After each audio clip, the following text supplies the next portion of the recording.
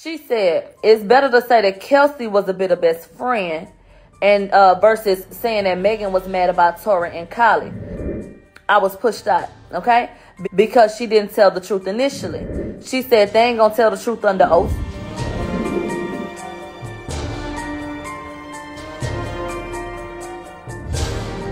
Hey guys, it's your girl, Kelsey Nicole.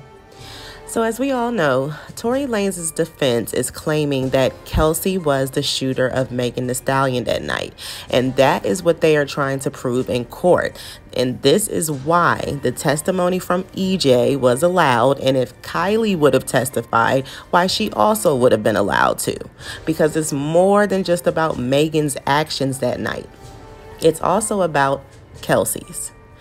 Kelsey is not just a witness to this event. She may have also been the cause of the shots being fired. Given that she had residue on her hands, a witness saw a fight with her and Megan and the flash go off closest to Kelsey when the gun went off, and both Kelsey and Megan were wounded when police handcuffed them that night. Tory is naming Kelsey as the shooter, and he is a witness to this event that night as well. So, Tory may be on trial, but so is Kelsey, in a sense, since he's naming her and they have to prove that she did it and he didn't. And I just wanted to make that clear before we get into this video, since some still don't seem to understand that this isn't just about Tory and Megan, but all three. So the first thing we learned in court today is that there was body cam footage produced showing Kelsey was a little agitated and stressed, crying, asking Megan was she okay. She was also bleeding from her leg, and there was blood on the ground when police officers came to pick her up. Now, Tory had also asked was Megan okay, although the officer testifying acted like they couldn't really recall that, but that's neither here nor there. There is body cam footage that can back that up. So next up, we have an investigator who wanted to talk about Kelsey's song Bussin' Back, due to the defense bringing up that song in court to try and say that Kelsey was admitting to shooting Megan in that song. And the prosecutors wanted to counter that by claiming that Kelsey had actually said that she didn't do it in that song. So how could she be admitting it? They're using a rap song allegedly done by Kelsey.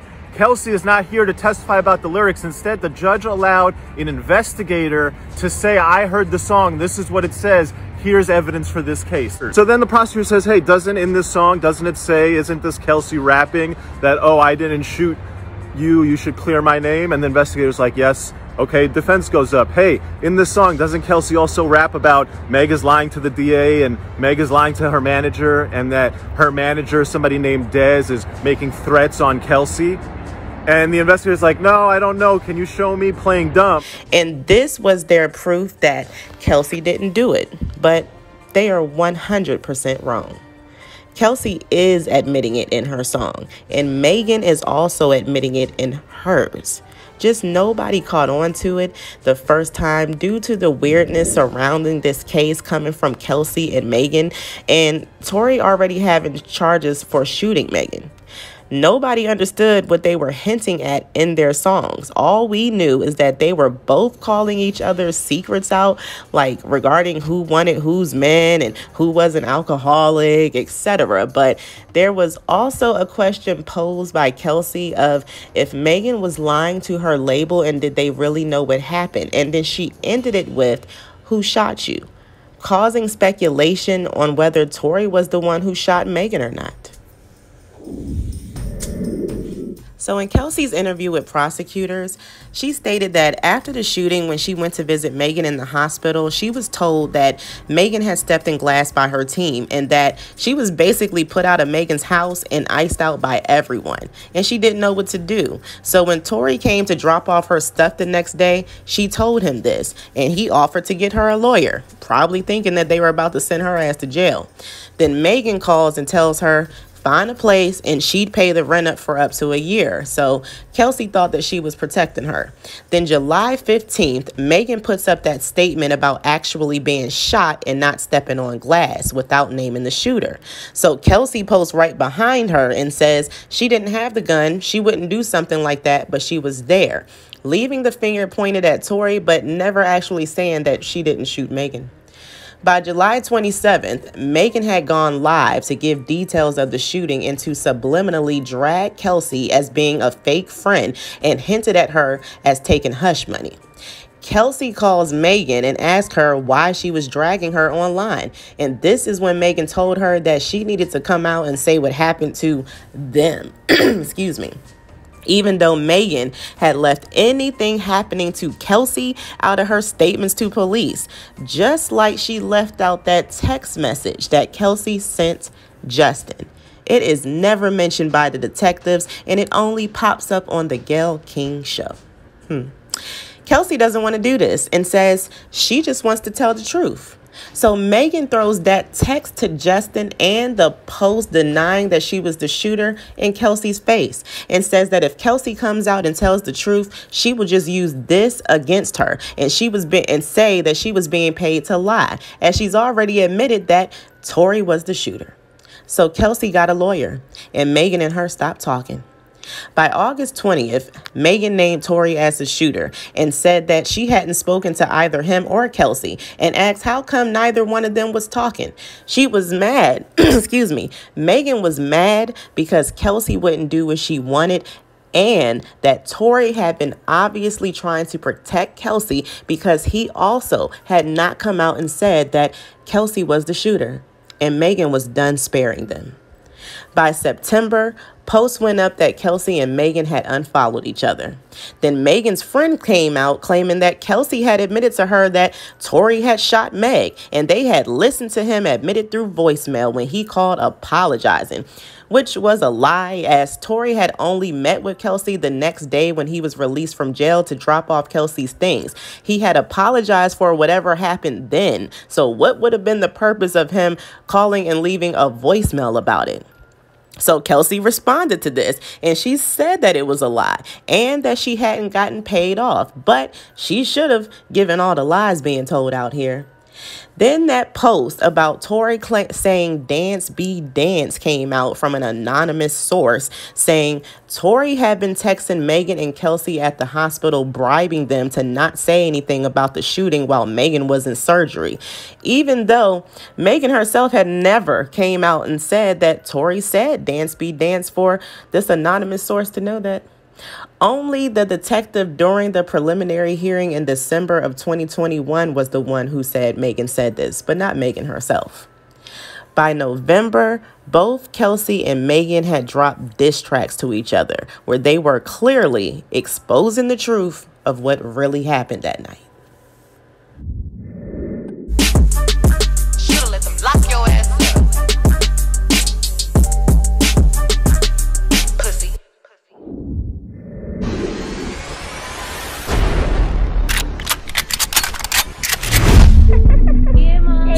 If you're gonna preach protect black women, stand on that. Stand on that. Because you and I both know. You and I both know. So if you go back and you listen to both Megan and Kelsey's songs now, it is clear as day that they were both calling each other out for knowing the real truth of that night, and it definitely wasn't sounding like Tory did it. So in Megan's song, Megan asked Kelsey who she was taking shots at more than once and made it loud and clear that she was daring Kelsey to come out and tell the truth and expose herself. And if she wasn't going to do that, then she needed to shut up with her scary ass and let Megan handle her business. And that she hadn't snitched to police. Did Kelsey forget that she was the one who got her chain snatched, and then when the law was called, she was the one who had something to say? Talking about that text to Justin, and that it was Kelsey who was jealous of her and wanted her men, and that Kelsey wasn't on her level, and that she was aware that Kelsey had been trying to sabotage her to the blogs, and she had eyes everywhere watching, and she had jumped on her while she was down, and she remembers everything, and the next time that she sent a shot, she was shooting back. So Kelsey responded and said, Megan, I was shooting at you, and called her an alcoholic who crashed a boat on tequila, and that it was a shame that they had even got to this point. And it was all Megan's fault because she couldn't control her feelings and she had let dick cost her a lot. That Megan was lying about her back being turned and she knew what really happened. that she was never jealous of her, and if Megan had just stayed silent, then Kelsey would have been told the truth, and that Megan had lied to the DA about her being paid off, and that she needed to shut her friends up because they were acting like some crash dummies, really talking about Megan bringing up that chain being snatched while also trying to deny a fight that night. She said, how is it to protect black women now when you didn't even protect me? And she didn't want to have to do this, but Megan keeps sending shots at her. And she was told that if she did come out and tell the truth, a sex tape would be dropped on her. And she says that Megan was the one who was sucking D behind her back, but claiming that she's a pimp in her music and that she was lying to her label about what really happened. And who shot you, Megan? Now, this part right here was the ending of Shots Fired, the song by Megan. And we know for a fact that this part is not directed at Tory because Tory was arrested in jail that very same night. And then by the time this song had come out, Megan had already came out and said he did it and charges had been pressed against him already. So at this point, who else could she be directing this line towards but Kelsey? Then she accused Megan of calling around Houston and telling people that she took hush money and not to talk to her. Kelsey says she hit up her representation and said, can you ask Megan's people to fucking stop? They said, well, why won't you get online, and say that, what happened? So this is how we got here today, with Kelsey coming into court claiming that she lied about everything that she told prosecutors, because she did. And the reason why she lied is because Megan and her team started threatening her with a sex tape. And just like she told prosecutors, she was very concerned about her safety. Then Kelsey said, my concern, outside of this is my safety. And she said, we'll talk off the record about that. All Kelsey ever did was say that Megan was lying and that she never took hush money. The same thing that she told everybody on the stand now. And it has already been proven that Megan did lie about what went down at Kylie's and in that car with Kelsey. And that's what she was so upset about. When she says that she knew Kelsey had been trying to sabotage her to the blogs, she believed Kelsey was one of these sources the blogs kept saying they were getting this info from. It had absolutely nothing to do with Kelsey supposedly taking hush money. And she wanted Kelsey to shut up or she was going to stop sparing her. Kelsey responded to Megan's song with Bussin' Back, where she basically admitted that she would have come out and told the truth if Megan had just shut up. But she's the one who came out telling all of these lies and then had her threatened with a sex tape by Des if she did come out and tell the truth. So now it was all on Megan. So go ahead, Megan. Tell everybody who shot you. That's basically what Kelsey was saying in the song. That's why these lyrics should be used against both Megan and Kelsey to prove what really went down that night. And Kelsey's interview with the prosecutors, where she basically confirms all of this. And normally, I'd be against lyrics used in court, as they should only be used when it's very, very clear evidence that they are admitting to committing a crime, which is exactly what's happening in this case. So use the lyrics. And the rest of what happened at court was that EJ testified to the same events of that night that Kelsey did, confirming Kelsey's story as true, and testified that Kylie was excited to see Tory, and Megan clearly was agitated about this. And he testified to how she gets when she's faded, which is basically out of control.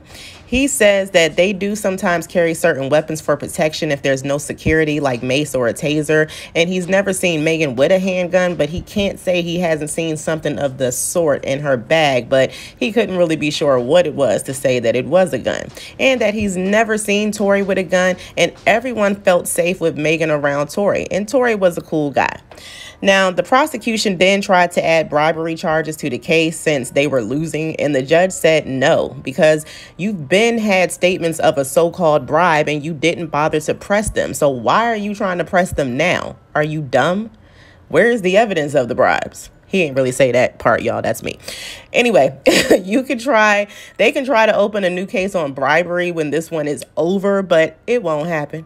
Because if they weren't able to find evidence of a bribe right now, they ain't going to be able to prove it later. So next up should be the witness Sean Bell, who saw Megan and Kelsey fighting before the shooting, and hopefully the investigative detective to explain the shoddy investigative work that was done and why they never pressed any charges against Kelsey. So with that being said, stay tuned.